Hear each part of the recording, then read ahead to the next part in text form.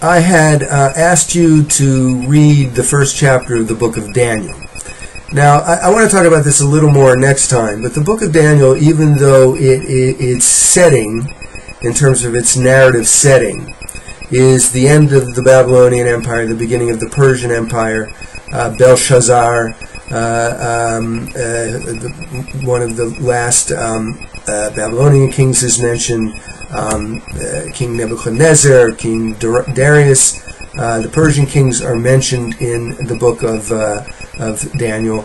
It's clear, and we'll talk about this a little bit more next time, but it's clear that it actually was written in this period of the Hasmonean rebellion.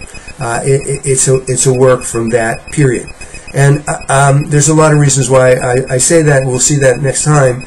But one of the things that I want to point out is that you'll notice that in that first chapter, an issue arises for Daniel, an issue with regard to what he is going to eat in the court of the Babylonian king. He's become an official, a trusted member of the court.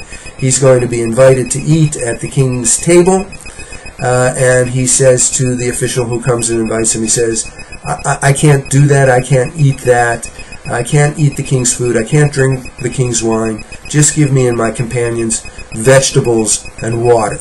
And I would suggest to you that Daniel is saying that he wants to uphold Jewish dietary laws. And so this is one of the issues that emerges as a special issue during this period. You'll notice that when we looked at, even though the Pentateuch does lay out dietary laws, what the people are supposed to eat and not eat, we notice that this doesn't really come up very much in, say, the Deuteronomic history. There is one passage where Saul, there's something about, Saul fighting the Philistines, and they don't have anything to eat, and some of the men were slaughtering animals and eating the blood, and so that's not a good thing. You're not allowed to eat blood according to Leviticus chapter 17. But there's very little about dietary laws in the Deuteronomic history, even in the prophets. Not much about dietary laws. At this point now, in this Hellenistic period, I would suggest to you that there are certain key cultural markers. This is a people, a very, very small people, that are overwhelmed by a universalist culture, Hellenistic culture, that is predominant throughout the known world at that time, all of Western Asia, all of Greece and Egypt. A prevailing, predominant culture that this small group of people is attempting to maintain its own cultural, religious, national traditions. And there are some of the key markers of what that means that makes this people distinct, and that is key to their religious, cultural, ethnic, national identity. And I would suggest to you that what the book of Daniel is suggesting is that is one of those things is dietary regulations. But we're going to see in the book of First Maccabees, which I'd like to go to now. If we go to chapter 1, verses 1 to 8, we see that it rehearses history. It tells about the advent of King Alexander the Great and what happened after he died, and how he summoned his officers, and then each of them began to rule in verse 8.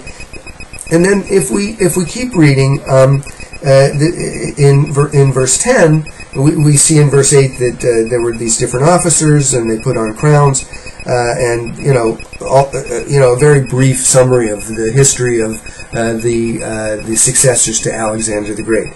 But then in chapter 1, verse 10, we get to this. It says, "From then came forth a sinful root, Antiochus Epiphanes, son of Antiochus.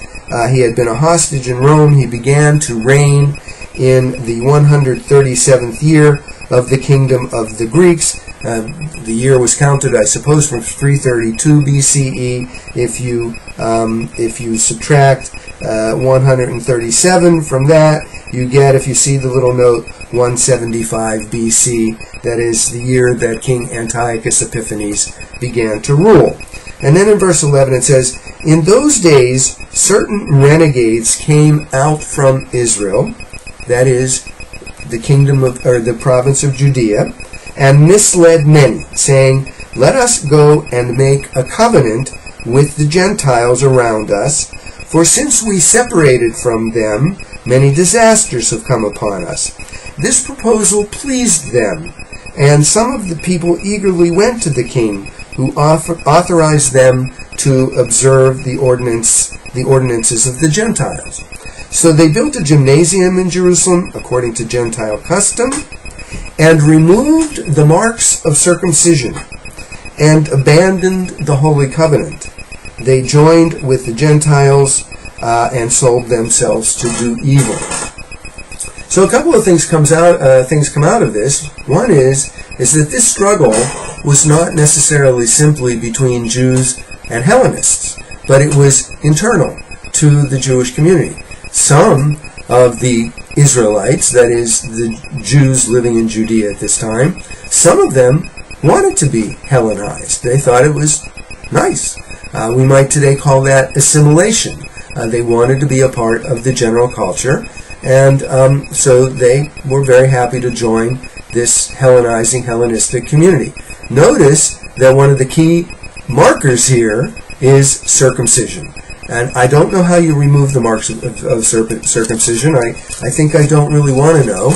But in any case, this now becomes a key marker. What was the key marker that marked these people as, denying their covenant and joining the Hellenizers, the Gentile community, the Hellenists, was they removed the marks of circumcisions. It then goes on to talk about, in verse 20, what King Antiochus Epiphanes actually did. It says, this is chapter 1, verse 20, it says, "After subduing Egypt, Antiochus returned in the 143rd year, that is 169 BC. He went up against Israel and came to Jerusalem with a strong force. He arrogantly entered the sanctuary, that is the temple, and took the golden altar." This is where he takes the temple treasury, "the lampstand for the light and all its utensils. He took also the table for the bread of the presence." In other words, he basically ransacked, or he despoiled the temple. He took the temple treasury. And then it goes on. If you look at verse 41, it says, "Then the king wrote to his whole people, his whole kingdom, that all should be one people, and that all should give up their particular customs. All the Gentiles accepted the command of the king. Many, even from Israel, gladly adopted his religion. They sacrificed to idols and profaned the Sabbath." There's the Sabbath again. Obviously, foreign worship, also key marker, worshiping idols. So we have Sabbath, circumcision, we have in Daniel dietary regulations, and here again we have the Sabbath. "And the king sent letters by messengers to Jerusalem and the towns of Judah. He directed them to follow customs strange to the land, to forbid burnt offerings and sacrifices, and drink offerings in the sanctuary, that is the temple, to profane Sabbaths and festivals, to defile the sanctuary and the priests, to build altars and sacred precincts and shrines for idols, to sacrifice swine," that would be a forbidden sacrifice, "and other unclean animals," right? Animals that are not appropriate to sacrifice in the Jewish temple, "and to leave their sons uncircumcised. They were to make themselves abominable by everything unclean and profane, so that they would forget the law and change all the ordinances." He added, "And whoever does not obey the command of the king shall die." So the king is enforcing this, what one might consider a universalistic vision, right?